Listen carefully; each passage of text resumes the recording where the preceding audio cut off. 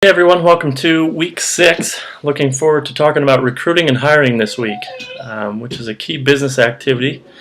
Of course, getting the right people into your business or organization is what you want to do, because if you don't, then you're going to deal with other issues and you're not going to reach and accomplish your goals.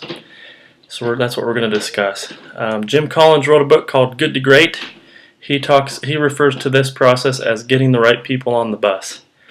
Getting the right people on the bus that are going to help you be not just a good organization, but a great one. So many of you have probably read that in other business classes. If you haven't, I do recommend it. So in this book, Collins references the hedgehog concept. Asks the question if you're a fox or a hedgehog. And he mentions that hedgehogs are simple creatures, but they're excellent in certain things that they do, like protecting themselves, having that spiky cover to protect themselves from predators. And it raises 3 questions that we can reflect on as organizations and as individuals for that matter. So they are: what are you deeply passionate about? What can you be the best in the world at? And what drives your economic engine? So you can see if a business is asking those questions, it helps focus the efforts. If we're trying to do everything and be good at everything, ironically that doesn't work. We've got to focus on our strength and do what we're passionate about, do what we're best at, and the companies and organizations that do this are great and excellent companies. And the people that do this are great and excellent and effective people. So I just wanted to share that with you as we head into this week. So there's a lot of parts and pieces to recruiting and hiring. It's not just, hey, we made a job post, we hope people find it on monster.com and hope they apply for it so we can interview them. There's a lot more to that. There's strategy behind it. And it's focused very much on knowing what your key competencies are, knowing what behaviors, skills, and talent profile you're trying to identify and attract into your organization.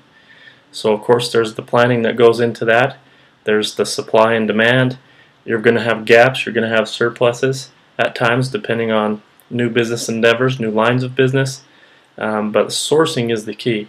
How are you attracting that talent? So if you're not sourcing the right people or marketing to the right audience, then you're probably not going to match the talent profile that you're trying to recruit. So it's attraction here. And then you recruit them in. You recruit them in through your processes. You make good selections based on the best candidates. You acquire these people, this talent, through making offers and then deploying them and integrating them into the organization and then retaining them.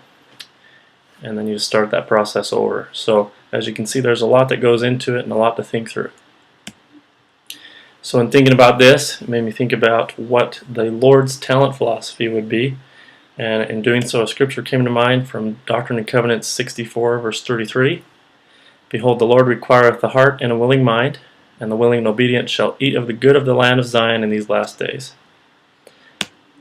I've always loved that verse, and it ties into Elder Maxwell. He says, God does not begin by asking about our ability, but only about our availability. And if we then prove our dependability, He will increase our capability. And I know that to be true. If we have the Lord in our lives, He can increase our capacities, increase our capabilities. So if you feel discouraged or a little lacking, seek the Lord, and He can help you with strength beyond your own. I know that's true. So looking forward to this week. Of course, we're going to be doing readings on recruiting and selection and hiring, continuing to discuss doohickeys.